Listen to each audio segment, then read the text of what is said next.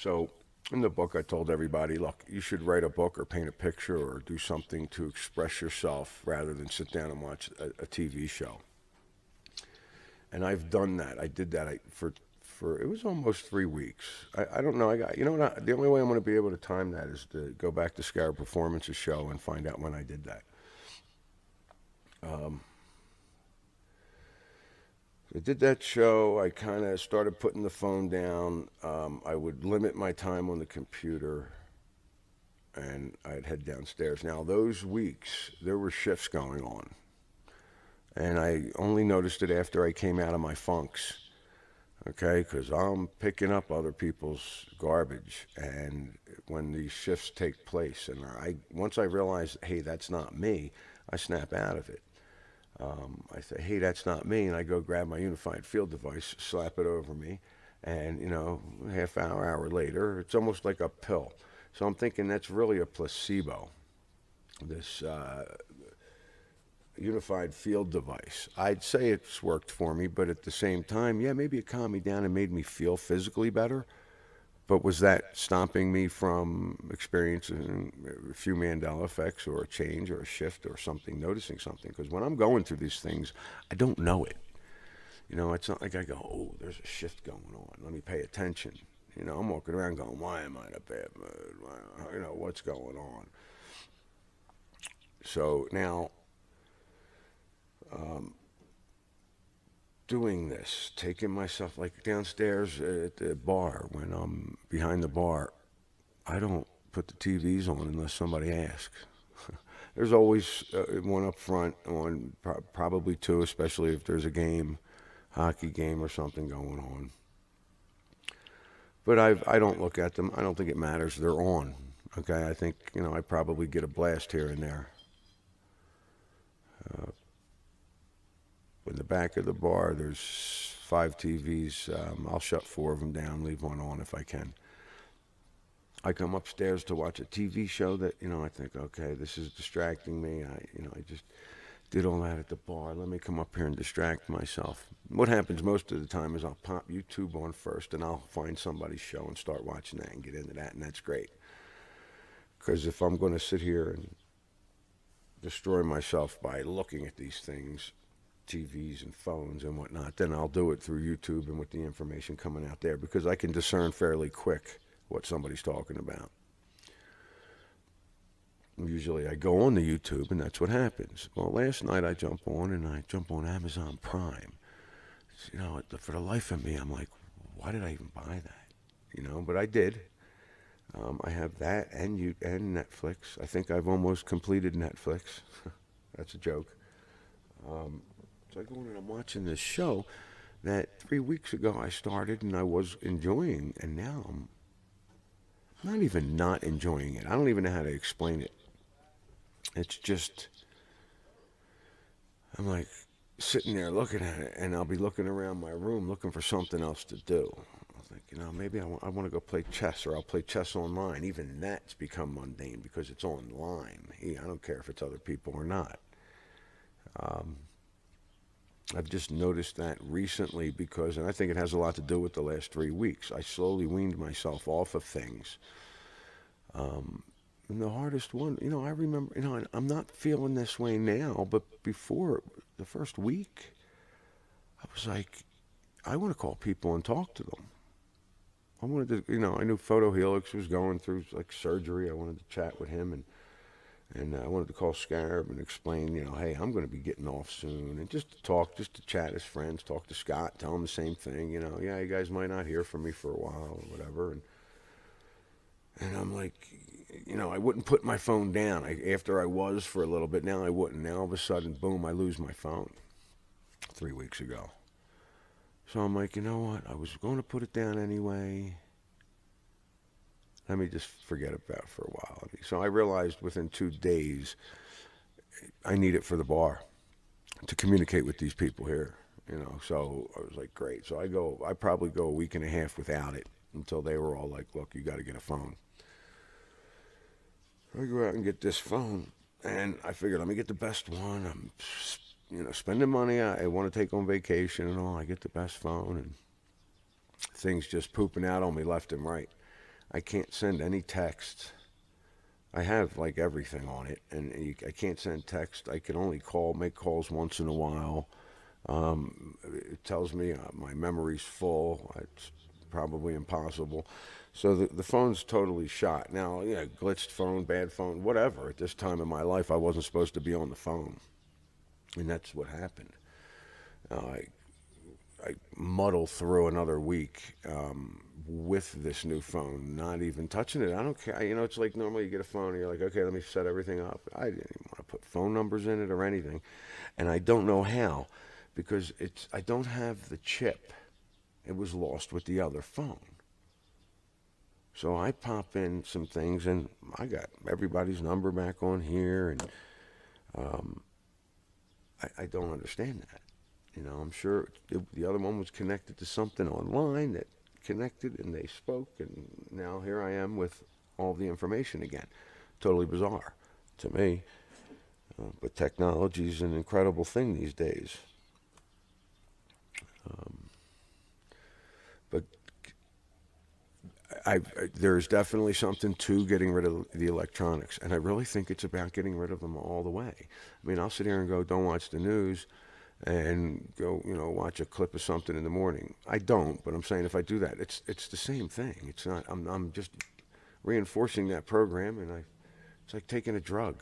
Okay, it's like alcoholism, and that's the way I'm taking it. It's like alcoholism, watching TV, um, Netflix, Hulu, Amazon Prime, um, doing your own videos. When it was like I wanted that.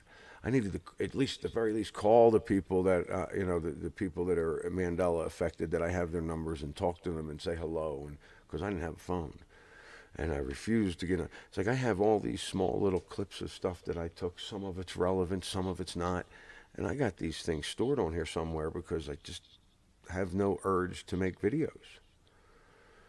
So that kind of dissipated away. The television, except for those movies every once in a while, dissipated, got away. Everything was slowly going, and I started to feel better. I mean, a lot better. And I go away on vacation, and I decide that the phone's going off when I'm not using it. Um, and I did that. I shut the phone off, and I would go for a walk. I walked everywhere. I walked this whole little resort town, hit vapor caves and hot springs, and ate at good restaurants, and just relaxed and walked everywhere. And wouldn't so much meditate. When I got home, it wasn't TV. That TV in that room did not go on. I put my phone on a couple of times and shut it off, and went and go grab my book, and I started reading my book. And that's what I did through my vacation. At night, right before sleep, I'd read my book. There was one video I caught during my vacation about a guy talking about blue lights versus yellow lights, where back in the day we all used to have this yellow light and this yellow glow haze when we would turn the light on. We also used to have a yellow sun. Now we have this sun that is like a halogen lamp, and these LED lights that you can get for 59 cents down the street. And they're energy savers, so why wouldn't we? So we're saving money too. So we go out and we fill our house with these blue lights, which the phrase was, they're killing us, and that could have been paraphrasing, but it was explained to me that there's some kind of energy wave in this light that it hits our brain through our eyes, I'm sure, and is probably dumbing us down, controlling us, making us stay awake. It makes us stay awake. That's what I heard. I don't. I'd have to look into that more, and I do plan to. I found that interesting while I was on vacation. I did that. I looked at that video, but that was it. It was all reading for me, and I talked with so many people. I sold a few books. I gave a few away to some bar people that I figured would open up their mouth and start talking about it. The price on, by the way, and it was, I'm not going to go into the next subject. The vacation was fantastic. There's a story that's going along with it because I think I shifted at least once when I was out there. See, I'm putting this stuff in my book, and the second book, and this is what I'm trying to tell people. Um, if you need information, you're going to get it from the universe. You don't have to go to YouTube. The universe, the multiverse, God, uh, the divine matrix, the universal mind. I hate labeling it, period, because it doesn't have thoughts and feelings, and it's not going, oh, and yay, and oh, all right, I'm rooting for you. Good job, you got it. That's not what's going on, okay, with God. Um, Whoa, that topic's not even written down, and that's just my opinion. Uh, During the vacation, I was having a conversation with a girl. One of the things I did was ask her about the flag. Always go backwards with this thing. And what color is right beneath the stars? And she said red, plain as day. This could be the Yanni Laurel thing. She said red, plain as day. A lot of people say, oh, she said both, red and white. Well, I heard red. And I went through all the other Mandela effect questions, and she got them all wrong, or right, depending on how you're looking at it. And so she was totally affected. And I went through all the answers, and she's got this wild look on her face. And I said, yeah, you missed them all, because look at the flag behind you. And she turns around and looks, and she's like, I said white. I'm like, no, absolutely not. So I'm like, okay, could it be a Yanni Laurel thing, or did I actually shift? Well, I guess it would be the same thing. Could be. But I think back to the Laurel Yanni thing, this could be two people interacting with each other in their own dimension, and both of them being timelines with slightly different parameters. Where I was saying we're all interacting with each other because we are within the same parameters, in the same timeline, different dimensions. Now we're in different dimensions, different parameters, and we're still able to interact with each other. So that could be quite interesting. I also wanted to. Oh, last night, a girl comes at the bar, sits down in front of me. She's in there with her boyfriend, and she says, "So tell me about this Mandela effect thing." And she's got this grin on her face, and I'm just like, and I look over at the sous chef. I said, "Did you put her up to this? Did you talk? Did somebody tell you to come in here and do that?" I'm like, because I could just feel it. I'm like, well, here I go. And it never dawned on me that this person knew about the Mandela effect. But it ended up, she just looks at me. I don't know. Not 2 minutes went by. She should have held it on longer, but she goes, "I'm Rain on the Plains." I was like, oh my God. So I run around the bar, give her a hug. I've never seen her before because she doesn't put up her face on YouTube. Um, we had that discussion too. I think it's fine. I think it's great that she's doing videos at all. Some people don't want to go out there. They have lives outside of fifth dimensional reality. They have three dimensional lives, and don't really want the exposure. Um, Look, I really don't want the exposure, but I just don't care. I spoke when I first started doing this. I had a dialogue with Patricia Steer, and I was telling her, should I use my real name and should I put my face out there? And she was like, yes, absolutely. This gives it authenticity. So I thought, what? Why not? What am I afraid of? Why wouldn't I go ahead and do it? This is, my whole life I've never cared about what other people thought. So let me just do this. This is my thing. So I thought that was a big deal, and for me, but for other people, they don't feel that way. So no, yeah, Michelle is a real person. Rain on the Plains is a real person.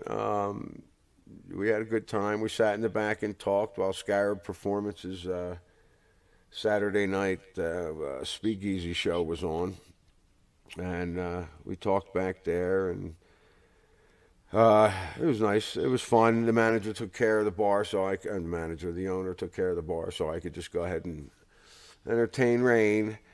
So we talked for a couple hours. They stayed for a little bit, and then, yeah, quite a ride to get here just to visit me. I was in shock. I couldn't believe it. I'm like, I really expect more of that to go on. And after that experience, that was good. I don't have a problem with people sneaking up on me like that. That didn't bother me. I mean, this was my first day back from my vacation, my first night. So she could have came up any day and missed me, and she had no idea if I was going to be here or not. So my first day back from vacation was Friday.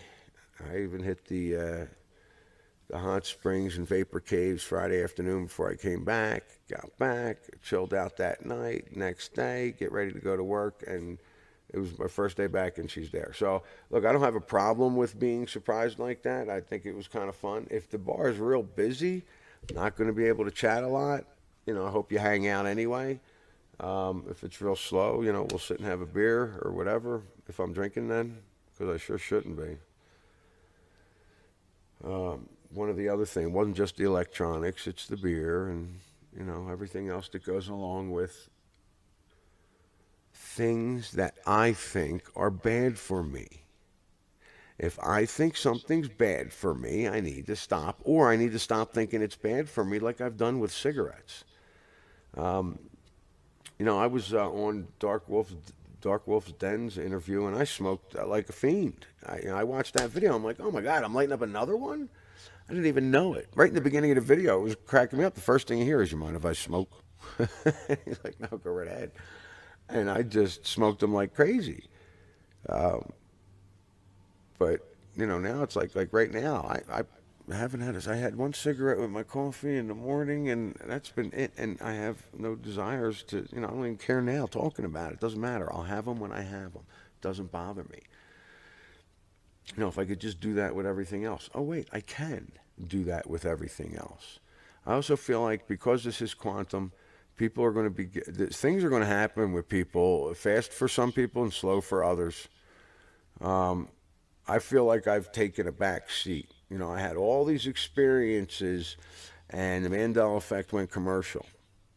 And now we're having these other experiences, and like the Lonnie Laurel thing, Brick and Break. That happened to me last year, a year and a half ago, and now something similar is happening. I I want to invite everybody to go listen to The Wall, listen to Another Brick in the Wall.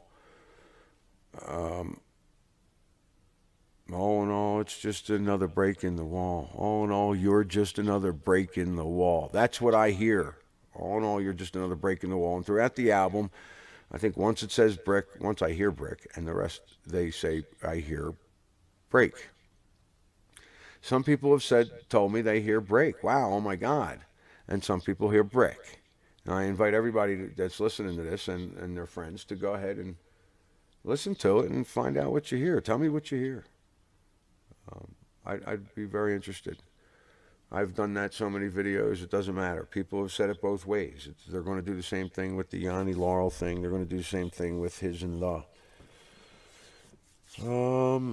I guess that's it on the big stuff. I got a bunch of little clips I'm going to throw on the end of this. If this isn't like 3 hours long, I don't even know how long I spouted out here. Oh yeah, and the book is now available on Amazon, Kindle. Kindle. It's for $4, and on Amazon it's what did I put it up at? 14.77, like the original price I was going. Hey, if you're listening to this, you can get it for 8.50 plus shipping. At the link, I'll leave links below.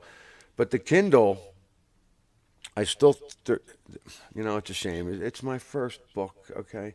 I'm pretty sure they're going to let me change the cover to the way it's supposed to be. I actually have the back of the cover on the Kindle, but I changed the words because I couldn't. I didn't know what I was doing. Let's just round it in a little ball and say I didn't know what I was doing. But I think I can fix that.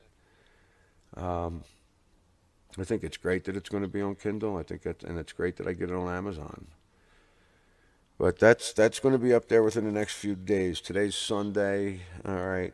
So now last night I was supposed to jump on Rain on the Plains 5 a.m. show. I think I got up at 5:30 and either missed it or she didn't get on. But I'm going to be trying to get up at 5 to chit chat with her about her little visit and the book. I'll try and get on her next show. And thank you, Wolf's Den. Dark Wolf's Den. That was, I really enjoyed that video, even though I started to talk about personal stuff that I realized I had to stop talking about personal stuff because I was creating. And I think somebody said that in the chat, and I stopped.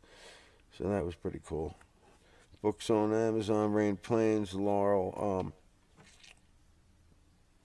This whole Yanni Laurel thing, why is it happening now? And not only that, all the scientific explanations, and it's never happened before. It's never, I'm going to try not to get too emotional. It's never happened before. You know, now it's happening. I'm looking forward to when you guys see the stars come at you, because if things are starting to happen that I've experienced, you know, I experienced brick and break, hearing it in front of other people. They're hearing brick, I'm hearing break. People hear brick, break, and you know, and then they just don't get into it. Some people I've blown their minds, and they just go about their lives. What are they going to do? I mean, that's the thing.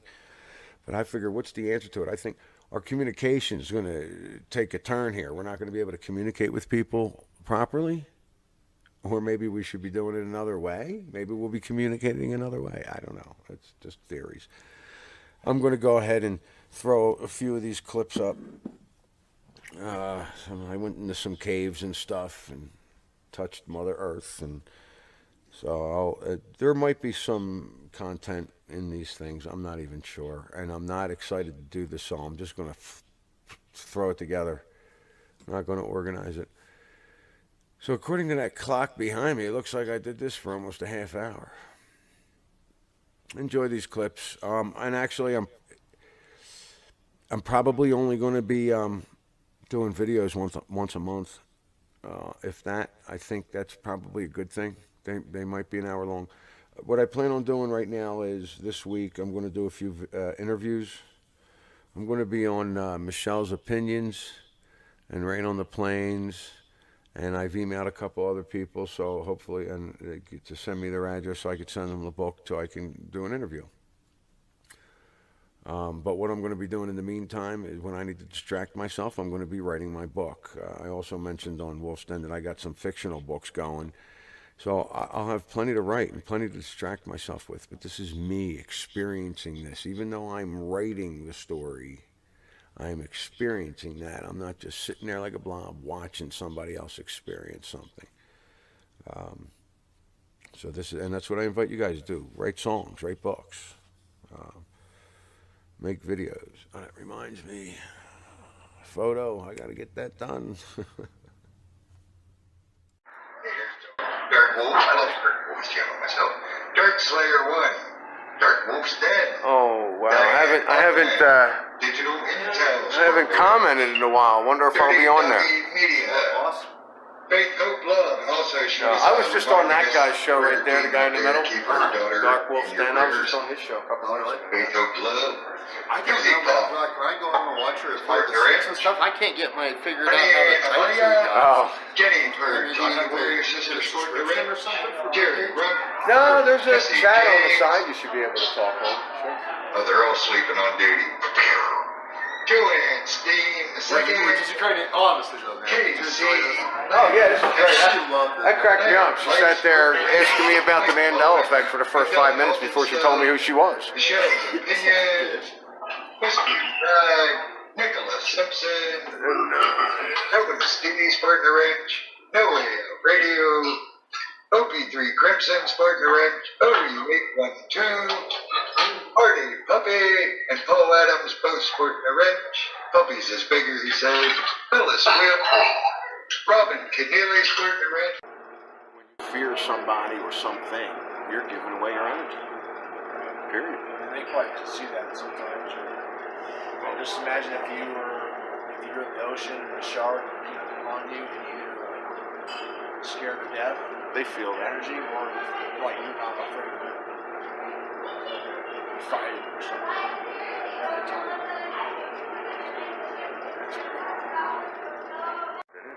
It's called the Mandela effect, and that's what went commercial. People are all over YouTube talking about the Berenstain Bears, or now the Berenstain Bears, and they've always been the Berenstain Bears. But everybody remembers them as the Berenstain Bears. You go home and look at your old books, it says Stain. What's that about? Who came into my house and changed my books? Right? So, because of the other experiences I've had, I've deduced, my theory is, the one I resonate most with is, your consciousness is the only thing that's real. And that's how you create motion in time, by shifting in and out and through timelines to create motion.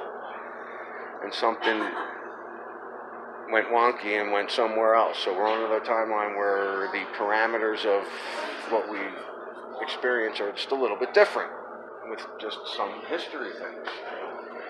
And I wrote a book. I just had it published last month, and it's about my experiences anyway. But it's called The Mandela Effect. If you're interested in it, you got to check it out. Say bye. I'm going to go ahead and wave bye. Bye-bye. To document that somehow. That was the thing. You know, it's not like it was. So you're all like half dying, and then you're like just controlling that to like swirling into a whole other dimension of consciousness. I don't know if there was anything that happened in between or not. I just know that the first thing I'm thinking back on this now, and even after I wrote the book, number one, I didn't know I impaled myself. I think that's key. Number two, it was pitch black, so I couldn't see it. So there was no belief there for me. There was no belief of dying. There was no belief that I was even injured. I didn't feel anything. There was no pain. What I actually felt was, it was pitch black. I couldn't see anything, and I was on all fours, and I could feel something trying to get out of my bag. And all this stuff just started flooding into my head, like, what's trying to get out my bag? Oh my God, I've been impaled. There's going to be blood. Get to a phone. Don't lose consciousness. All this stuff just hit me, that quick. And, then I said, screw it, pushed myself up, flicked on the light, and the thing that I impaled myself was behind another table.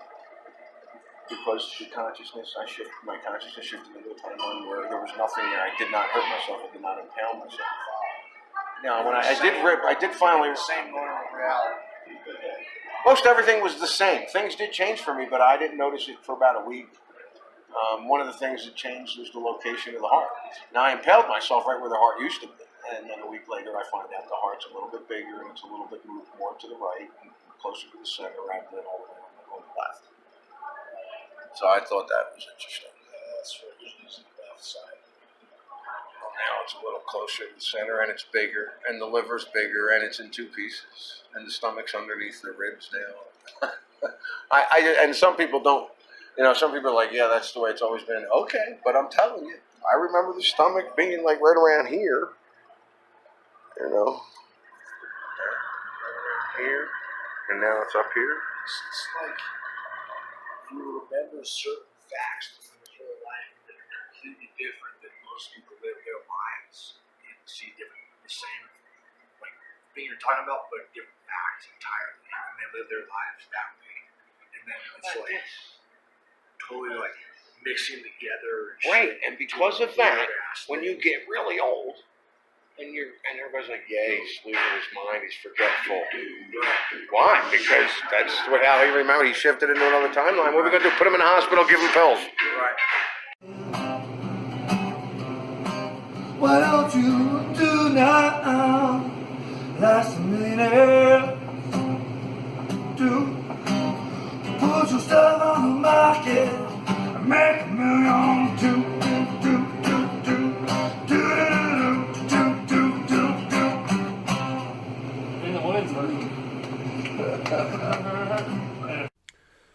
Real quickly here. I mentioned when a shift's going on, I don't feel right. And it hit me why. Dark Wolf touched on this as well. He's doing research on things like this. This is excellent. The magnesium thing I found very interesting. They say magnesium is being taken from our bodies right before shifts.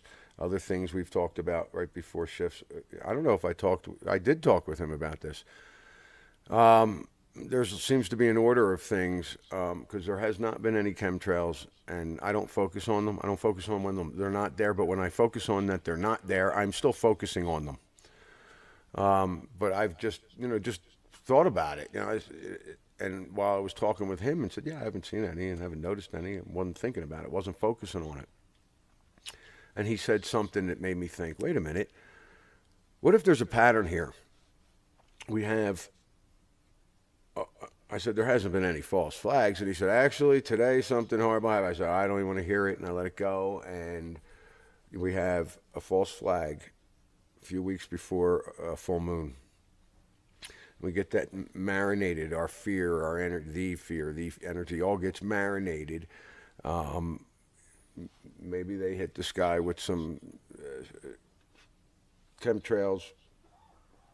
The full moon's just about to come, and because either they caused the shift or they know the shift's coming.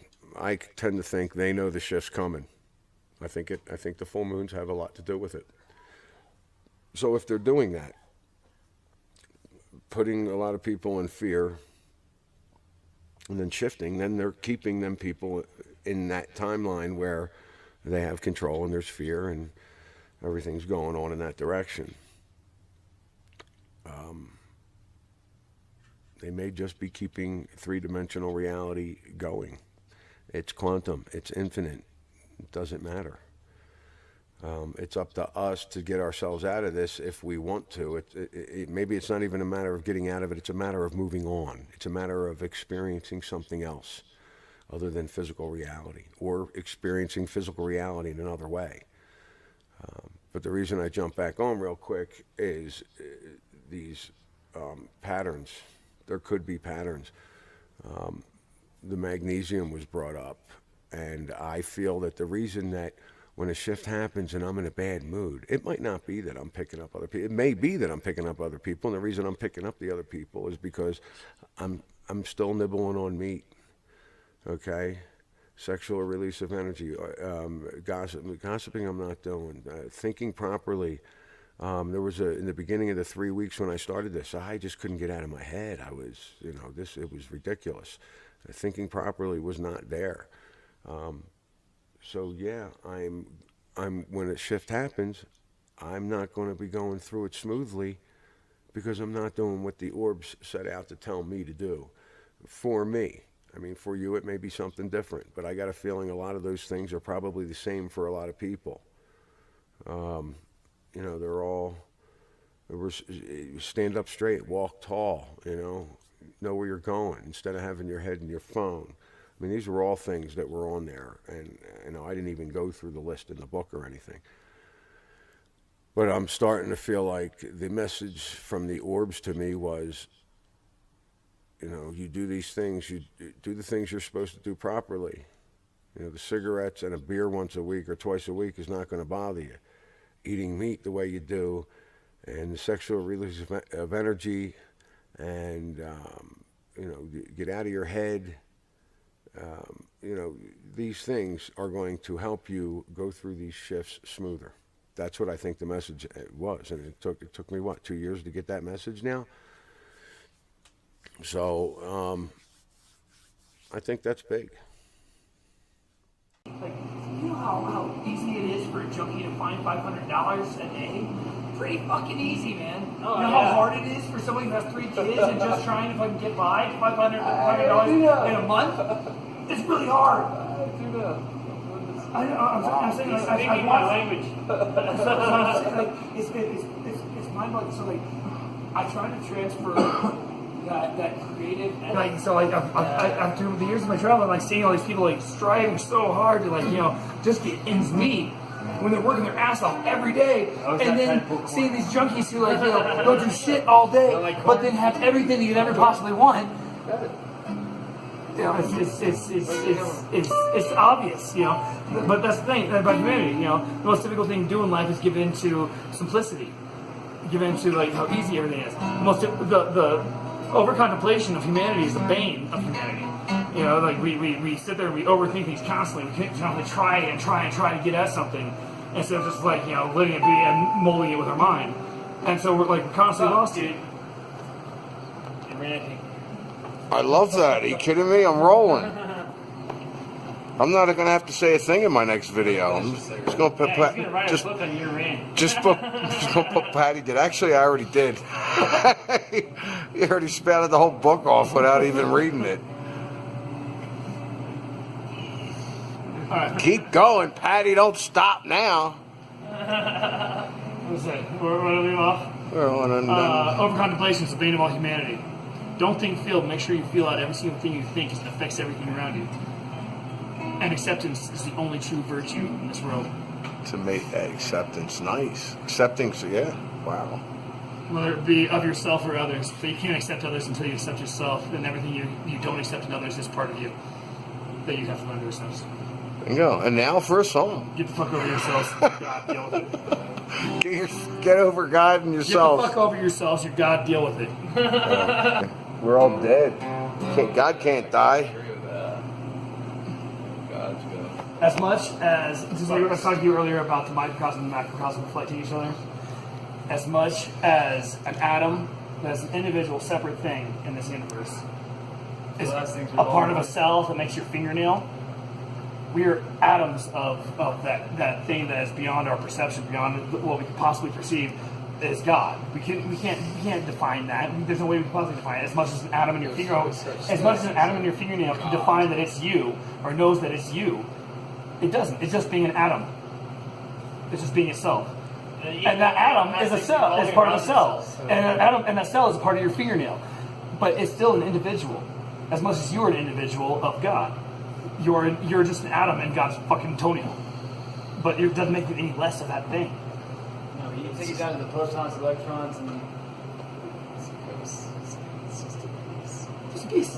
It's just a piece. It's the expansion, contraction, the yin and the yang. It's the yin and the yang. In and the out. I'm really trying to break away from the because Duality. There's gotta be movement.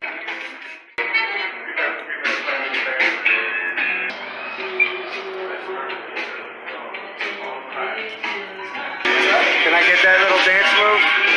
Is that I dance moves? oh shit.